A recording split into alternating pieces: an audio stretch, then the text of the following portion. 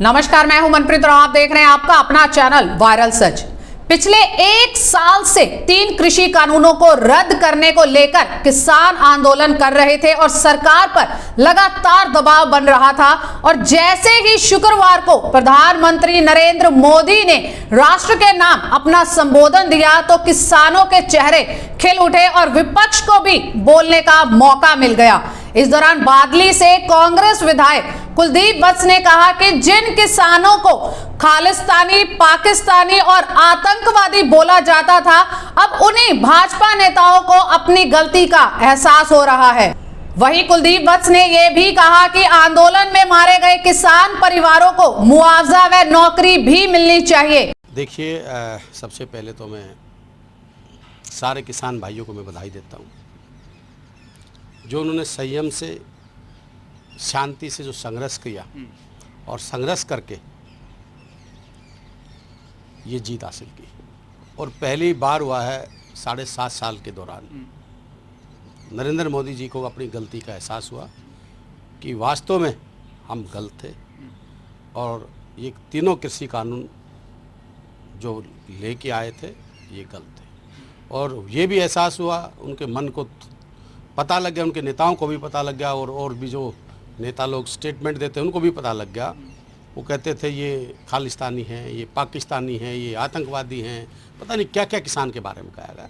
तो ये भी आज पता लग गया देश को भी और पूरे वर्ल्ड को पता लगा कि प्रदेश और देश का किसान कितना मजबूत है।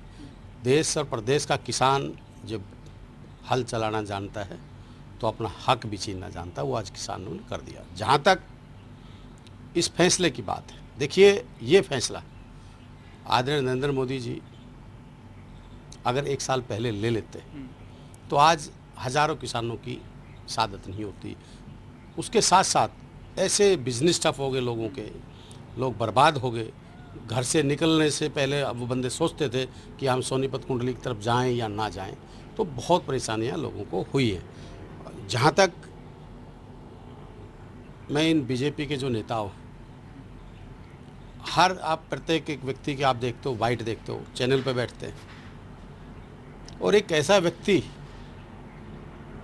इन्होंने चैनल के ऊपर बैठा रखा है समित पात्रा के रूप में, जिसको ये नहीं पता कि गरिमा क्या होती है, एक सभ्यता क्या होती है, एक शालीनता क्या होती है, एक प्रोटोकॉल क्या होता है।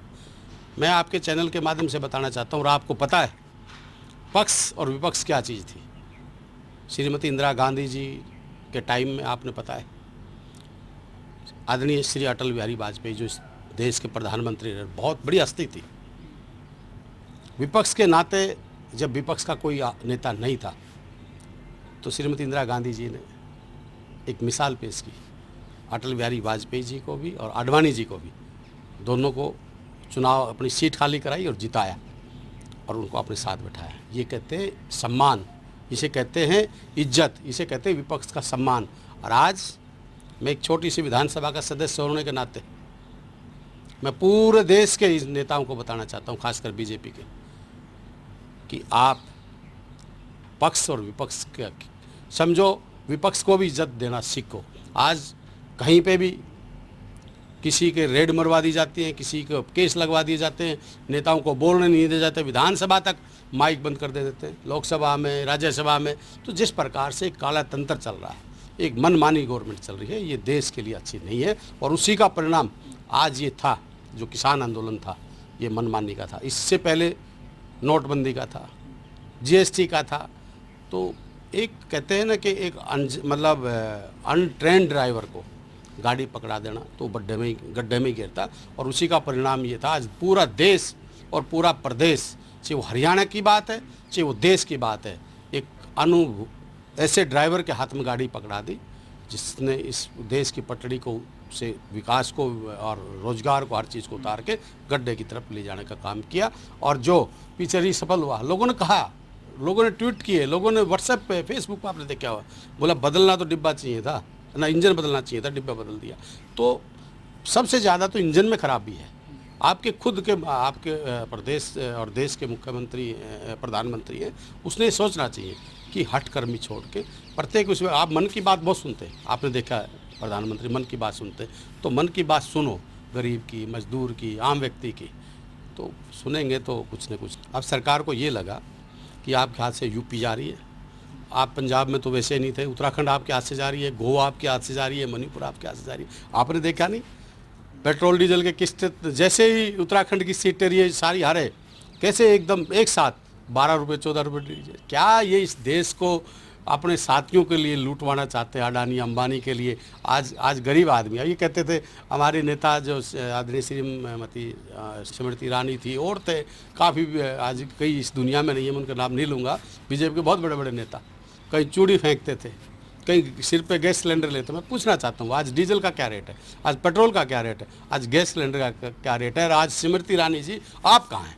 आपके बीजेपी के नेता रविशंकर प्रसाद जी बड़े चिक चिक के आया करते, आज रविशंकर प्रसाद जी कहाँ हैं?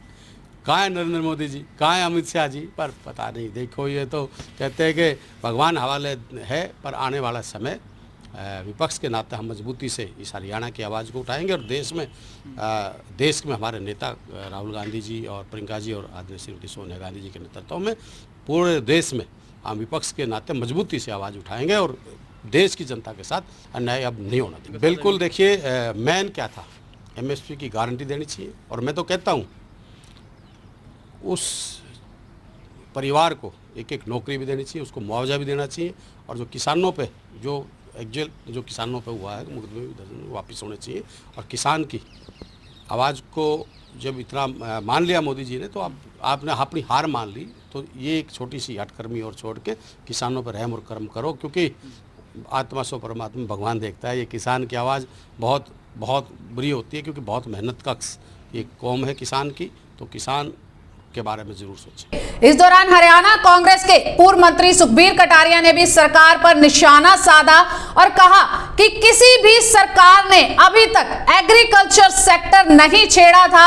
अब भाजपा की सरकार ने एग्रीकल्चर सेक्टर को छेड़ा है तो उसे उसका खामियाजा भुगतना पड़ा। वहीं भाजपा सरकार हमेशा यू टर्न और जुमले की सरकार है। इस आंदोलन में किसानों की तपस्या, मेहनत, ईमानदारी, सच्चाई और लगन की जीत हुई है। इसलिए प्रधानमंत्री को अपनी हठधर्मिता छोड़ देनी चाहिए। देखो, जो मोदी जी ने 9 बजे जो सुबह आए तो हर आदमी ये सोच रहा था पता नहीं क्या मोदी जी आज डिक्लेयर करेंगे, लेकिन वो सद्बुद्धि रही। और सद्बुद्धि इसलिए रही कि जो यूपी का इन्होंने जो सर्वे करवाया है, उस सर्वे के अंदर इनकी काफ़ी ग्राफ नीचे आ गया इनकी पार्टी का, उसी डर के कारण। और रही और 4 गवर्नमेंट के अंदर आप देखना, उनमें भी इनका सर्वे के हिसाब से काफ़ी नीचे चल रहे हैं। इसी कारण इन्होंने रोल बैक किया है। और निश्चित रूप से मैं तो कहूँगा ये किसानों की जीत है, और किसानों की तपस्या की, मेहनत की, उनकी लगन की, उनकी ईमानदारी की, उनकी सच्चाई की जीत है। जिस उनकी सच्चाई के कारण ही ये बीजेपी गवर्नमेंट झुकी है, क्योंकि वो सच्चाई पे सरकार गलत थी।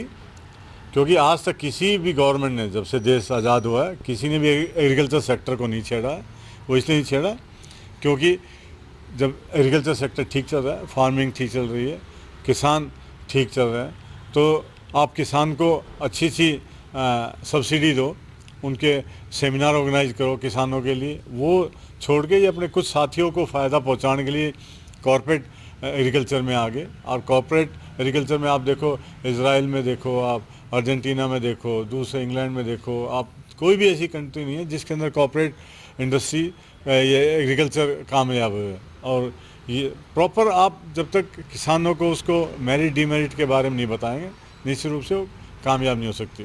देखो, 5 राज्यों के अंदर जो चुनाव होने हैं, निश्चित रूप से जो इन्होंने सर्वे किया, आम आदमी की जो भावना है, चाहे वो इन्होंने महंगाई का ले लो, गैस का ले लो, बिजली का ले लो, पानी का ले लो, सब्जियों के रेट ले लो, अपने खाने पीने के खाद्य पदार्थ की, निश्चित रूप से आप हाहाकार मच रही है। जब महंगाई इतनी होंगी, जब बेरोज़गारी इतनी होगी, निश्चित रूप से वो कहने की बात ही नहीं है। इसको गवर्नमेंट का जो प्रेजेंट गवर्नमेंट है बीजेपी, उसको बहुत भारी नुकसान होने जा रहा है। आप देखो, ये प्रेजेंट जो सरकार है चल रही है, हमेशा यूटर्न की सरकार है और हमेशा जुमलों की सरकार है। आप देखो कितने यूटर्न इन्होंने लिए हैं, और यूटर्न के साथ साथ जब एक डिक्लेयर करने के बाद उसके बाद मना भी कर देते हैं। पीछे 15 लाख की बात हुई, 2 करोड़ नौकरियों की बात हुई, फिर इन्होंने कहा भाई हम गैस इतने सब्सिडाइज रेट पे देंगे और चीज़ें सब्सिडाइज करेंगे, और सब एक ही बात कह के अमित शाह जी, मतलब वो तो एक जुमला था। निश्चित रूप से लोग बाग इसी कारण डर रहे हैं कि मोदी जी की जो इन्हें डिक्लेयर किया, जो रोल बैक किया है, कभी ये ना आके जब पार्लियामेंट सेशन स्टार्ट हो और उस टाइम पे कह दें तो हम जुमलेबाजी थी और इसी का हम दोबारा नहीं कर सकते। लोग बाग किसान साथी हमारे डरे हुए हैं इसी कारण तो वो कह रहे हैं कि हम अभी धरना नहीं उठाएंगे। धरना इसलिए नहीं उठा रहे क्योंकि उन्होंने पहले भी तब कितनी मीटिंग हुई इनकी, 6-7 बार मीटिंग, उन्होंने एक ही बार कहा भाई कमेटी बनाओ, कमेटी में प्रॉपर एक गाइडलाइन बने हैं भाई, इस हिसाब से काम करना है, इसे पराली के जितने केसेस हो उनको वापस हों, जितने बिजली के थेफ्ट के हैं या बिजली के रेट हैं उनके केस वापस हों, जो इन्होंने झूठे मुकदमे इनके अंदर प्रदर्शन के अंदर हर राज्य के अंदर हर स्टेट के अंदर जो उन्होंने दर्ज किए हैं वो वापस हों। तो काफ़ी मुद्दे और मुद्दे मेरे ख्याल में ये अच्छी सोच लेके चल रहे हैं किसान साथी। देखो कांग्रेस हमेशा मिनिमम स्पोर्ट्स प्राइस पे रही है, हमेशा एमएसपी पे रहे हैं। आदरणीय हुड्डा साहब ने भी आप देखो एक नारा चला था हुड्डा साहब के टाइम पे, हुड्डा तेरे राज में जी चढ़ी जहाज में, वो इसलिए चला क्योंकि उस टाइम पे 4500 रुपये तक जीरी बिकी थी। आप पॉपुलर के रेट देखो, आप गन्ने के रेट देखो, हैं आप उस टाइम में रोज़गार के देखो। आज जहाँ शहर में मैं खड़ा हूँ, एक सपनों का शहर था, एक ऑटोमोबाइल हब बना, कितनी यहाँ पे इंडस्ट्री आई थी, आज एक भी बता दो। पीछे प्रेजेंट गवर्नमेंट ने, खट्टर साहब गवर्नमेंट ने ऑर्गेनाइज किया एक, तो उस टाइम में कह रहे थे हमारा 1 लाख करोड़ का बाहर से वो आ रहे हैं, तो आज तक तो कोई आया नहीं। पीछे हुड्डा साहब ने कहा भाई कम से कम श्वेत पत्र जारी करो, भाई कोई भी बाहर इन्वेस्टर आ रहा है तो कम से कम बताया तो जाए ना। वही 3 कृषि कानूनों को वापस लेने के ऐलान के बाद हरियाणा कांग्रेस के नेता अब इसे किसान की जीत तो बता ही रहे हैं, इसके अलावा आने वाले 5 राज्यों में होने वाले चुनावों में भाजपा की करारी हार का भी दावा कर रहे हैं। ऐसे में देखना यह होगा कि आने वाले संसद सत्र में 3 कृषि कानूनों को वापस लेने के बाद किसानों का अगला रुख क्या होता है और कांग्रेस को इससे कितना फायदा मिलता है। इसी तरह तमाम अपडेट्स के लिए बने रहे हमारे साथ और देखते रहे आपका अपना चैनल वायरल सच। और आपके अपने चैनल वायरल सच को लाइक और सब्सक्राइब करना मत भूलिएगा। नमस्कार।